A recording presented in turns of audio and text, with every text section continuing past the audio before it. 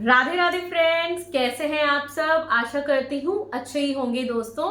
तो आज का टॉपिक है जन्माष्टमी से रिलेटेड। दोस्तों, क्या आप जानते हैं जन्माष्टमी पर हमारे ठाकुर जी के यानी कि श्री कृष्ण जी की सेवा 16 टाइप से की जाती है, यानी कि 16 प्रकार से हम उनकी सेवा कर सकते हैं। वैसे तो बहुत प्रकार की सेवाएं होती होंगी, लेकिन मैं 16 प्रकार की सेवा करती हूँ, तो उसी को आज मैंने अपनी एक डायरी पे लिस्ट डाउन किया है, ताकि मैं आपको एक एक करके प्रत्येक सेवा बता सकूं कि आप जन्माष्टमी पर कौन कौन सी सेवा कर सकते हैं। देखिए, रोजमर्रा की जिंदगी में तो आप ये सारी चीजें नहीं कर सकते हैं, लेकिन जन्माष्टमी एक ऐसा पर्व है जिसपे आप ठाकुर जी की ये सारी सेवाएं करके उनको प्रसन्न कर सकते हैं, ठाकुर जी की भी और राधा रानी जी की भी। तो देखिए, उनका जन्मदिन होता है, मेरे लिए तो ये बहुत खास त्योहार है, मतलब बहुत बहुत बहुत। अगर आप फेवरेट लिस्ट की बताएं कि लिस्ट में कौन सा फेस्टिवल सबसे ऊपर है, तो मेरे लिए जन्माष्टमी ही सबसे ऊपर है। बचपन से मुझे बहुत ज्यादा शौक था। तब तो मैं शायद ठाकुर जी की इतनी महिमा जानती भी नहीं थी, लेकिन मुझे जन्माष्टमी मनाने का, उनका श्रृंगार करने का तब भी बहुत अच्छा, मतलब बहुत ही अच्छा फील होता था। अब तो बहुत कुछ उनके बारे में जानना, उनको समझना, तो अब तो अलग ही फीलिंग से उनकी सेवा करती हूँ मैं। तो आज उसी टॉपिक से रिलेटेड वीडियो है। तो देखिए, जो सेवा मैं करती हूँ 16 टाइप से, वो बताती हूँ। अच्छा, एक वीडियो मैंने और डाला था कि आप जो है किस तरीके से उनका स्नान करा सकते हैं, प्रॉपर जो उनका स्नान होता है वो वीडियो अगर आपने अभी तक नहीं देखी है तो प्लीज एक बार चेक जरूर कर लीजिएगा, मेरे चैनल पर वो वीडियो है। तो देखिए, 16 सेवाओं में से पहली सेवा तो आती है हमारी स्नान, यानी कि सर्वप्रथम हमें अपने ठाकुर जी को स्नान कराना होता है। तो देखिए, उसके लिए गंगा जल ले सकते हैं, यमुना जल ले सकते हैं। अगर आपके पास यमुना जी का जल नहीं है तो आप गंगा जी के जल को ही मतलब उनके स्नान के लिए प्रयोग में लाएं, और ऐसे माने कि ये यमुना जी का जल है। मतलब अपना भाव रखिए कि ये यमुना जी का जल है। उसके बाद हम पंचामृत से उनका अभिषेक कराते हैं। वो पूरी अभिषेक की जो विधि है वो आपको मेरे चैनल पर मिल जाएगी। नहीं तो अगर आप नॉर्मल कराना है तो 5 चीजों से पंचामृत बनता है और उससे अभिषेक होता है: दूध, दही, घी, शक्कर, शहद। ठीक है, तो ये 5 चीजें मिलाकर हम उनका पंचामृत अभिषेक कराते हैं। सबसे जरूरी बात इसमें एक चीज ऐड होती है, वो है दक्षिणावर्ती शंख।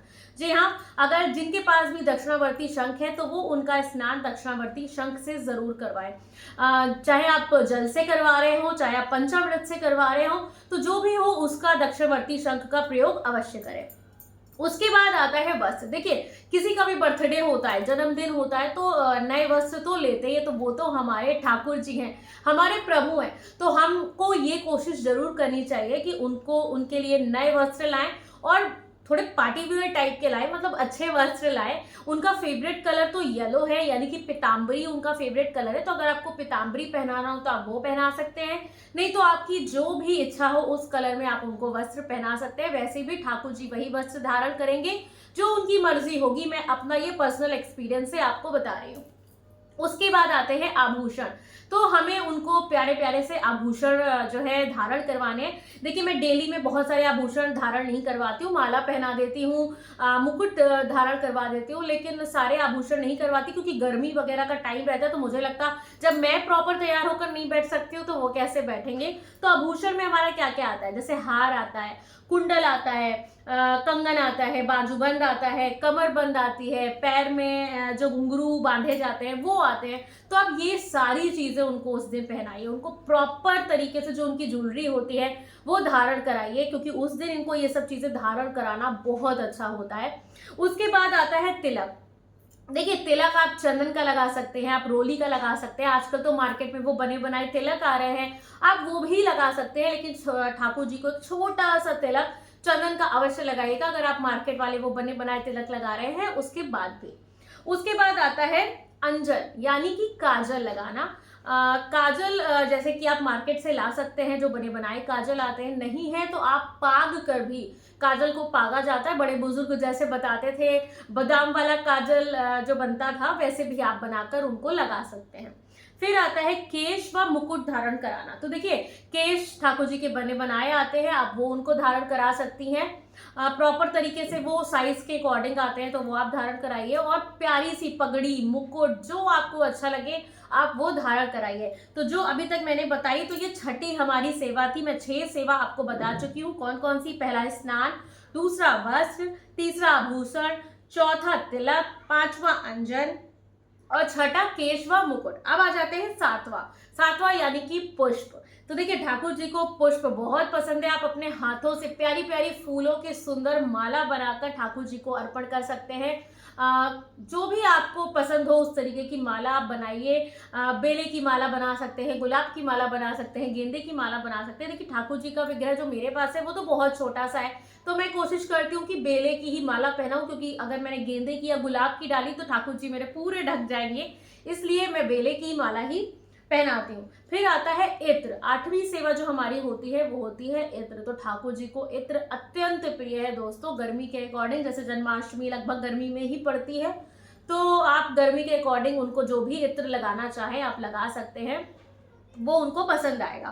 फिर आता है चंदन लेप। चंदन लेप से बहुत सारे लोग समझ लेते हैं कि बॉडी में लेप लगाना है, ऐसा कुछ नहीं है। ठाकुर जी के पूरे विग्रह पे आपको लेप नहीं लगाना है, सिर्फ उनके चरण में लेप लगाना है। जो चरण में नीचे वाला हिस्सा होता है, आप वहां पे चरण पे जो है छोटा छोटा सा आप मतलब चंदन का लेप लगा सकते हैं। फिर आता है तुलसी पत्र। हमें अपने ठाकुर जी को जब ये सब चीजें करा लेनी होती है तो तुलसी पत्र उनके पास जरूर रख देना चाहिए, जो कि बहुत शुभ होता है दोस्तों।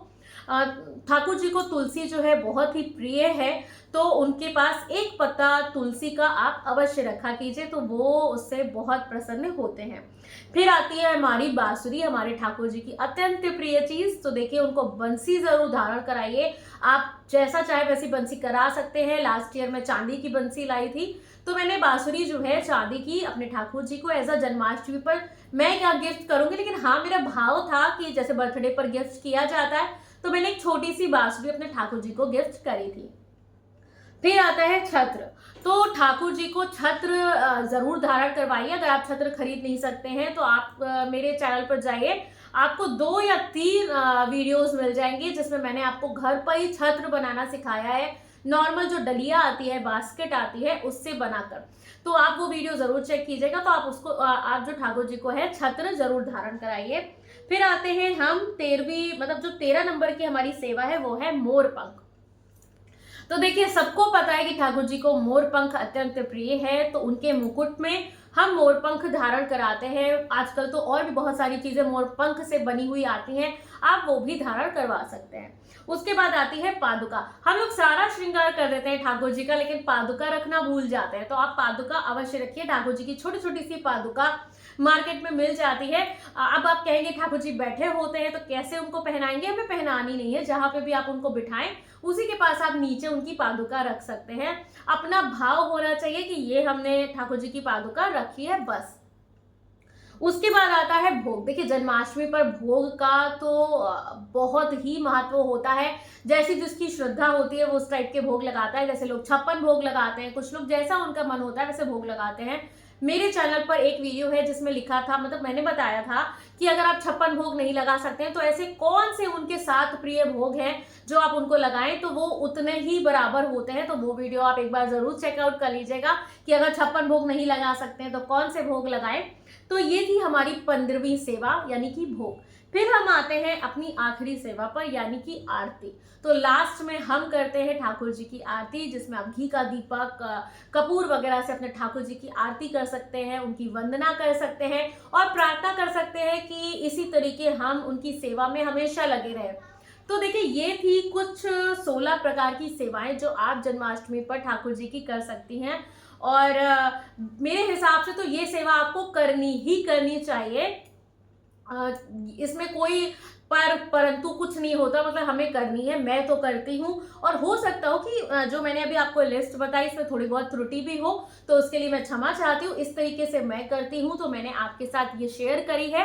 तो कैसी लगी मेरी आज की वीडियो कमेंट बॉक्स में जरूर बताइएगा। वीडियो पसंद आई हो तो लाइक भी जरूर कीजिएगा। मेरे चैनल पर नए हो तो सब्सक्राइब करना ना भूलिएगा। मैं मिलती हूँ आपसे एक नए वीडियो के साथ, तब तक के लिए राधे राधे, हरे कृष्णा दोस्तों। Thank you so much for watching my videos. और एक और बात, अब यूट्यूब पे एक नया ऑप्शन आ गया है वीडियो को हाइप करने का, तो मेरी वीडियो को लाइक करने के साथ साथ हाइप भी जरूर कर लीजिएगा। और जिन्होंने मेरे चैनल को सब्सक्राइब कर रखा है उनको बहुत बहुत धन्यवाद। Bye bye.